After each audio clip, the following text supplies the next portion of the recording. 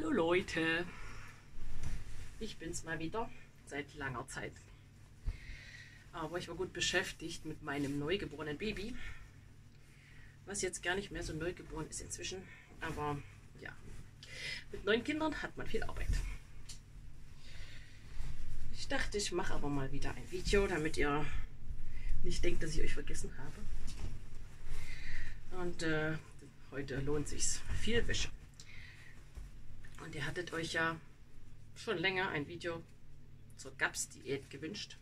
Oder jedenfalls einige von euch. Ich hatte es jedenfalls versprochen zu machen. Das ist jetzt schon über ein Jahr her. Und jetzt muss es sein. Ach so, und falls ihr gerade frisch schwanger seid oder plant schwanger zu werden oder schon länger schwanger seid, dann und euch eine selbstbestimmte Geburt wünscht, die so ein bisschen nach euren Vorstellungen läuft und nicht nur so wie andere das sich vorstellen, dann, und ihr es noch nicht habt, natürlich empfehle ich euch mein Buch. Es geht eigentlich gar nicht so sehr um eine Alleingeburt. Also mir auch nicht. Kann man machen, wenn das das Richtige für einen ist, aber das Wichtigste finde ich ist, dass es eine Schwangerschaft und Geburt in Eigenregie ist, also dass ich der Chef bin. Das fühlt sich nämlich gut an und dann ist man auch mit dem Ergebnis meistens zufrieden. Ja, also falls ihr das noch nicht habt, ist gut. Ja, aber jetzt zu einem angekündigten Thema, der GAPS-Diät. Was ist das denn? GAPS. GAPS ist eine Abkürzung und steht für englisches Gut and Psychology Syndrome. Ja, man sollte mal einen schönen deutschen Begriff dafür erfinden, bin ich der Meinung. Das heißt, man thematisiert die Verbindung zwischen Darm und Psyche. Aber eigentlich ist es viel mehr. Inzwischen, also das hier ist das Standardwerk dafür. Und da geht es vor allem um Autismus und ADHS und Rechtschreibschwäche und ja, vor allem psychische Auswirkungen, wenn der Darm nicht gesund ist. Aber das hat genauso auch andere Auswirkungen. Da gibt es auf Englisch inzwischen auch schon von der gleichen Autorin ein Buch über die ganzen Autoimmunerkrankungen und so. Auf Deutsch leider noch nicht. Aber im Prinzip ist es eigentlich die gleiche Entstehungsgeschichte. Also wenn die Darmflora nicht gesund ist und die Darmbarriere nicht dicht, dann kommen Substanzen ins Blut aus dem Darm, die nicht ins Blut gehören. Und das Immunsystem denkt, ups, muss raus. Und verursacht eine Entzündungsreaktion und versucht es rauszuwerfen. Aber da das immer wieder reinkommt, hat man halt eine chronische Entzündungsreaktion. Und auf Dauer kann es passieren, dass das Immunsystem halt amok läuft, in Anführungsstrichen. Dass es also nicht mehr zwischen Freund und Feind unterscheidet. Dass man eben Allergien entwickelt auf harmlose Substanzen wie Pollen. Oder dass man Autoimmunerkrankungen entwickelt, dass der Körper seine eigenen Zellen zerstört, weil er sie für Feind hält. Zum Beispiel Hashimoto, Schilddrüsenentzündung ist somit eine der häufigsten. Genau, aber es wirkt sich auch auf die Psyche aus, deswegen ADHS, Depression. Worauf wirkt sich noch aus? Chronische Hauterkrankungen wie Neurodermitis hängen auch damit zusammen. Jedenfalls ist es eine ganze Palette an Erkrankungen, die entstehen, wenn der Darm nicht gesund ist. Ja, ist der Darm gesund, ist der Mensch gesund. Und ist das nicht, dann ist doof. Also kann man gucken, was man machen kann. Die Schulmedizin hat nicht wirklich da so Lösungsansätze dafür. Auch wenn es um chronische, also um Colitis ulcerosa zum Beispiel geht, da fällt der Schulmedizin nicht so viel ein, außer das Immunsystem zu unterdrücken oder den Darm rauszuoperieren. Oder teure Antikörperbehandlung und ach was, ja, also die Schulmedizin ist da nicht so besonders hilfreich. Aber es gibt verschiedene Ernährungsansätze, um sich dieser Sache zu nähern, und da ist die GAPS-Diät die, mit der ich mich am meisten beschäftigt habe und die ich auch für am nachhaltigsten halte. Aber sie ist auch recht aufwendig. Das muss ich auch dazu sagen. Also es braucht schon recht viel Leidensdruck und Entschlossenheit, das Ganze durchzuziehen. Es gibt da verschiedene Stufen. Es gibt eine Einführungsdiät und eine Volldiät. Man kann aber auch nur die Volldiät machen und die Einführungsdiät weglassen. Die Einführungsdiät ist aber erreicht mehr in kurzer Zeit. Wie machen wir das jetzt weiter? Wie ausführlich sage ich das jetzt alles? Also ihr könnt euch natürlich das Buch kaufen, weil da steht das alles ziemlich gut drin. Es hat jetzt, das Buch ja beschreibt vor allem die Grundlagen, hat auch ein paar Rezepte, aber hat jetzt nicht so wahnsinnig viele Rezepte. Also es gibt noch andere Bücher auf dem Markt, die auch Rezepte haben. Und man kann auch seinen eigenen Verstand anwenden, um sich selber Rezepte zu kreieren, wenn man bestimmte Sachen berücksichtigt. Also es ist eine Diät, die auf Low Carb aufgebaut ist. Also man lässt sämtliche kohlenhydrathaltige oder reiche Lebensmittel weg zu Beginn. Oder nee, so die ganze Strecke lang eigentlich. Am Anfang aber strenger als später. Also am Anfang lässt man eigentlich alles weg, was schwer verdaulich ist irgendwie. Also auch Milchprodukte und rohes Gemüse und Ei. Also am Anfang hat man eine ganz geringe Auswahl aus Lebensmitteln. Knochenbrühe ist eine Basis der Einführungsdiät, weil in der Knochenbrühe sind Substanzen drin, die die Darmschleimhaut nähren und aufbauen sollen. Und das Ziel ist also mit dieser Einführungsdiät zuerst, dass der Darm sich beruhigt, die Verdauung erstmal nicht mehr viel zu tun hat und dass die Darmschleimhaut heilt.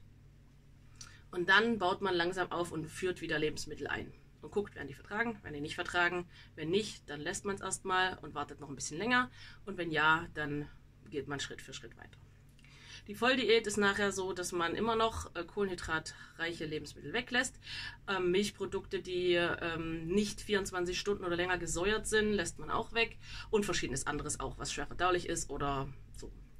Also Getreide fällt komplett weg eigentlich. Ja. Wer kann diese GAPS-Diät machen?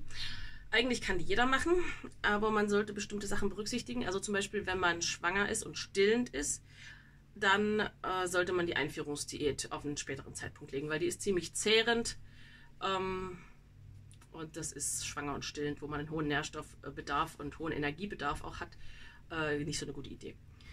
Und wenn man sehr dünn ist oder wenn man zusammen mit einem Kind macht, wenn das Kind sehr dünn ist, dann sollte man mit den Kohlenhydraten auch nicht so niedrig gehen, weil sonst kann es passieren, dass das schwer zu kompensieren ist. Ja, aber ansonsten, wenn man die Nerven und Kapazitäten dafür hat, kann man das machen. Das ist im Buch ausgelegt auf 1,5 Jahre bis 2 Jahre. Aber ich glaube, die wenigsten ziehen das so lange durch. Das ist nämlich ja, auf die Länge auch. Ja, das erfordert wirklich schon sehr viel Durchhaltevermögen und Disziplin. Aber ist vielleicht auch nicht immer nötig. Also ich würde das davon abhängig machen, wie doll die Beschwerden sind, die man hat und die man in den Griff kriegen will. Je nachdem kann man das auch kürzer machen oder wenn man es machen will, um zu sehen, was wird nicht vertragen. Also wir haben das 3 Wochen lang gemacht und dann festgestellt, dass unser Zweiter eben die Milch nicht verträgt und auch nicht die Rohmilch. Also Rohmilch ist ja eigentlich leichter verdaulich normalerweise und besser verträglich, aber bei ihm hat das alles, also selbst so ein ganz bisschen Milch irgendwo drin, dann ist er schon durch die Decke gegangen mit seiner ADHS-Problematik, also Aggressivität, Überaktivität und andere Leute ärgern die ganze Zeit und gewalttätig sei gegen Geschwister und sowas. Ja, also wir haben es nur 3 Wochen gemacht und danach habe ich langsam wieder eingeführt Sachen und geguckt, reagiert er drauf oder reagiert er nicht drauf. Und auf Getreide hat er gar nicht reagiert, auf zu viel Kohlenhydrate schon, so ein bisschen doch, aber auf Milch extrem. Also hat er seitdem fast keine Milch gekriegt, aber in letzter Zeit mal so ein halbes Glas verträgt er wieder. Also das kann er haben, ohne dass ich danach jetzt bemerke, dass er jetzt Feuerwerk im Kopf hat. Ja, also wir haben nur die Volldiät gemacht. Wir haben jetzt nicht das Intro gemacht und wir haben es als ganze Familie gemacht. Ich wollte jetzt nicht einzelne Kinder strafen und sagen, so, jetzt gibt es nur das für euch oder alle anderen ist normal, sondern wir haben das für alle gemacht. Ja, wie setzt man das um? Das ist eine Frage, die mich jahrelang beschäftigt hat, weswegen ich das auch viel später gemacht habe, als ich es eigentlich machen wollte. Also ich wollte eigentlich schon vor Jahren das machen, weil ich gesehen habe, dass wir eine Darmflora-Problematik haben bei unseren beiden Großen. Aber ich habe mich nicht dazu in der Lage gesehen, das zu schaffen. Und die Vorbereitung war eigentlich das Wichtigste und hat eigentlich länger gedauert als am Ende die 3 Wochen, die wir es gemacht haben. Also zur Vorbereitung. Zur Vorbereitung gehörte für mich, Gerichte auszuprobieren. Gerichte, die gapsfreundlich sind und die Kinder auch essen. Und das schon mal so mit einfließen zu lassen, dass ich nicht plötzlich so switche von dem einen zu dem anderen und die Kinder kennen es überhaupt nicht und sind so, was ist das? Sondern ich habe immer mal das gekocht, was halt gapsfreundlich war, so einfach als normale Mahlzeit. Und habe dann gesehen, wie kommt es an bei den Kindern, wie kann man es vielleicht noch verbessern, so dass ich halt so einen Grundstock an Rezepten und Mahlzeiten hatte, die ich anbieten kann. Aus denen ich dann nachher meine Liste mit, also meinen Speiseplan zusammengesetzt habe. Ich habe dann Wochenlisten gemacht, was gibt es früh, mittags, abends. Dann konnten die Kinder gucken, was gibt's. Und für mich war es auch für die Planung dann einfacher. Also ich bin eher so der Spontankocher normalerweise, relativ spontan. So von einem Tag auf den anderen. Aber da habe ich tatsächlich Wochenlisten gemacht, weil das Anspruchsniveau ist doch ein bisschen höher. Dann habe ich auch nicht geswitcht von 0 auf 100, sondern ich habe zuerst das Frühstück gapsfreundlich gemacht, dann das Mittagessen und dann, als wir richtig eingestiegen sind, habe ich auch noch das Abendessen gapsfreundlich gemacht. Und dadurch war das nicht so ein krasser Übergang. Also die Kinder haben das gut mitgemacht. Gab es eigentlich wenig Proteste, keine. Die fanden das eher schön, dass sie auf dem Speiseplan sehen konnten, was gibt's früh, mittags, abends und so. Das mache ich ja normalerweise nicht. Ich mache normalerweise keine Essenslisten, weil ich halt relativ spontan koche, wie gesagt. Aber da war das halt ein bisschen geplant und da konnten sie halt dann schon immer sehen, was gibt's. Ja. Ach so, und was ich in Vorbereitung natürlich auch gelernt habe, ist Fermentieren von Lebensmitteln, also Sauerkraut herstellen, Dickmilch herstellen, weil Sauermilchprodukte dann schon Teil der GAPS-Diät sind, wenn man sie verträgt. Ich habe nach guten Quellen geguckt für Fleisch, aus Weidehaltung am besten, und eigentlich gehört auch Wurst dazu, die nicht nitrithaltig ist. Das habe ich nicht so hingekriegt. Ich habe geguckt, dass ich die beste Wurst kaufe, die ich kann, aber naja, so ganz ohne irgendwelche Zusätze war es nicht. Aber ja, also ich habe das nicht perfekt und formvollendet hingekriegt. Da habe ich sicherlich Abstriche machen müssen. Aber ich habe es so gut gemacht, wie ich konnte. Und das ist, denke ich, auch mit ein Schlüssel dafür. Also Perfektionismus, dann schafft man es nie. Also ich habe ja jahrelang gewartet, ne, bis der richtige Moment kommt und bis ich mich richtig vorbereitet fühle. Aber der richtige Moment, naja, ja, irgendwann war er halt, habe ich halt einfach beschlossen, so, ich mache es jetzt. Der Auslöser war eigentlich, dass unser Zweiter, obwohl ich mir mit der Ernährung ja Mühe gebe, mit traditioneller Ernährung und so, weil der krasse Schmelzdefekte in den Bleibenden hat. Und das trotz der Ernährung. Also war nur die einzige Schlussfolgerung, die mir blieb, seine Darmflora ist so schlecht, dass er die Nährstoffe einfach nicht aufnehmen kann, dass seine Zähne so aussehen. Weil andere Kinder bei mir, die haben das nicht, weil die auch eine gesundere Darmflora haben. Genau, und das war dann so der Startschuss, weil ich dachte, nee, das kann ich mit, die Zähne, die will er ja das Leben lang haben, scheiße. Naja, genau, das war so der letzte Kick, den ich in den Arsch brauchte, um das dann wirklich zu machen. Ja, was gab's? Das ist ja auch immer eine häufige Frage. Also ich versuche, alle Fragen so abzudecken, die ich so gekriegt habe über die Zeit. Ich weiß nicht, ob ich das schaffe. Also bleiben bestimmt noch Fragen auf, aber ich versuche es. Also, was es gab. Zum Frühstück. Zum Frühstück gibt es ja bei uns sowieso weichgekochtes Ei. Also habe ich das fortgeführt, weichgekochtes Ei. War also schon Routine. Dann die gesäuerte Rohmilch, die gibt es ja auch schon länger. Also das ist sowieso schon Bestandteil bei uns. Was ich dann manchmal noch zur Abwechslung gemacht habe, ist Speck. Aber Speck ist eigentlich so, naja, nicht ganz gapsfreundlich. Ne? Das ist eigentlich, hat das Nitrit meistens. Muss man gucken, ob man welchen ohne kriegt. Aber also das gab es auch nicht oft. Also das habe ich eher zum Abendessen dann gemacht. Mit Ofengemüse oder so. Fisch habe ich noch zum Frühstück eingeführt. Das finde ich ganz schön. Das haben wir auch beibehalten. Also Durchleber zum Beispiel aus der Dose. Dosenessen ist, glaube ich, auch nicht ganz gapstauglich. Aber mir kam es auf die Nährstoffe an. Und seitdem essen wir früh immer noch verteile ich an alle Kinder eine Dose Durchleber und die kriegen dann stattdessen halt kein Lebertran. Ich denke, kann ich irgendwie so abwägen, dass die fettlöslichen Vitamine D und A so oder so abgedeckt sind. Welche Größe war denn das hier? Ich glaube 110. Ah, das Schild ist draußen. Aha. Zum Mittagessen. Am Mittagessen bin ich ja sowieso schon ganz gut gefahren, immer mit verschiedenen Suppen und Eintöpfen. Das Schwierigste war eigentlich nur die Kartoffeln und den Reis halt wegzulassen und da irgendwie dann trotzdem satt zu werden davon. Aber Hühnersuppe zum Beispiel mit dem ganzen Huhn lässt sich fand ich eigentlich ganz gut zu machen und auch davon satt zu werden. Ich habe dann halt viel Gemüse reingetan, Karotten und Sellerie und ja, nicht alles mögen die Kinder, das wird dann halt rausgesammelt. So what? Linsensuppe geht auch ganz gut ohne Kartoffeln. Ich habe dann halt, da kommen in meinem Rezept nur so 2, 3 Kartoffeln ran und dann mache ich stattdessen Karotten ran. Und habe ich vorher auch schon mal gemacht. Das war also nicht schwierig. Dann meine Lauchsuppe, die kommt auch ohne Kartoffeln und Reis aus. Das ist auch tauglich. Was hatte ich noch? Erbsensuppe, aber das hassen die Kinder. Ich liebe es und sie hassen es. Ja, also das gab es nicht oft. Und Schnitzel. Und da habe ich überlegt, wie kann ich die Panade machen ohne Getreide. Und da habe ich was gefunden, was gar nicht, also was mir richtig gut geschmeckt hat. Die Kinder waren so, naja, ich fand es richtig lecker. Also ich habe da eine Samenmischung genommen aus Kürbissamen, Sonnenblumen und Leinsamen und habe die im Mixer und dann habe ich das Ganze mal paniert mit Ei. Das mein Gabsschnitzel. Könnt ihr ja probieren, ob das die Kinder mögen. Also unsere mochten das halb, aber haben es gegessen. Also manche fanden es gut, andere fanden es nicht so gut, aber sie haben es alle gegessen. Ja, und statt Kartoffeln finde ich Steckrüben ganz gut. Die gab es ja eine Zeit lang im Laden, aber sie sind nicht so leicht zu kriegen, habe ich festgestellt. Steckrüben und Sauerkraut. Und dann gibt es noch ein Gericht, das ist also das gibt es im Deutschen, glaube ich, ist das unbekannt, aber das habe ich in Georgien gelernt, wo wir mal in Georgien waren.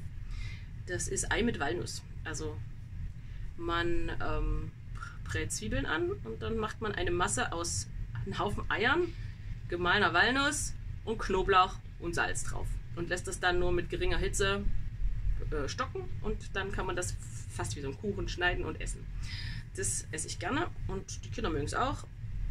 Und das ist auf jeden Fall ohne Getreide und macht schön satt. Das gab es auch öfters zum Abendessen, also nicht nur zum Mittagessen. Zum Abendessen gab es Ofengemüse. Da schmeiße ich alles mögliche Gemüse auf ein Blech und dann vielleicht mit Käse überbacken oder mit Speck noch drauf. Ein schön Butter drüber, dass es schön satt macht auch. Gemüsesuppe mit Hackfleischbällchen oder man kann auch das Eiweiß, was überbleibt, wenn man Eigelb verwendet, kann man da so rein tun in so eine Suppe. Reste verwerte ich gerne in irgendeiner Suppe. Ja, genau. So habe ich. Also das Abendessen fand ich am schwierigsten. Also das Brot wegzulassen, das ist mir doch echt schwer gefallen. Aber inzwischen mag ich Brot gar nicht mehr so gern zum Abendessen und da koche ich doch öfters dann irgendwas. Aber meistens so mit Reis oder so. Aber Reis geht ja nicht mit Gaps. Aber ja, also vom Brot sind wir ein bisschen weggekommen mit Gaps. Ja. Als Zwischenmahlzeiten. Zwischenmahlzeiten sind auf jeden Fall nicht verkehrt zu haben, aber man braucht sie wenig, wenn man genug Fett ans Essen macht. Habe ich festgestellt. Da wären Nüsse, Käse, Hackfleisch, Bällchen, Gemüsesticks aller Art. Eigentlich gibt es da eine ganze Menge. Obst kann man natürlich auch in Maßen servieren. Ja. Besonderheiten habe ich noch notiert. Getreide und Kartoffeln. Das sind die viel Stärke und also Kohlenhydrate enthalten. Und bei Gaps man die komplett ausschließt, weil eine Diät mit ganz wenig Kohlenhydraten auf eine gestörte Darmflora positiv wirkt. Wirkt übrigens auch gut bei Epilepsie. Da gibt es sogar schulmedizinische Forschung dazu, dass eine Low-Carb-Diät bei Epilepsie hilft.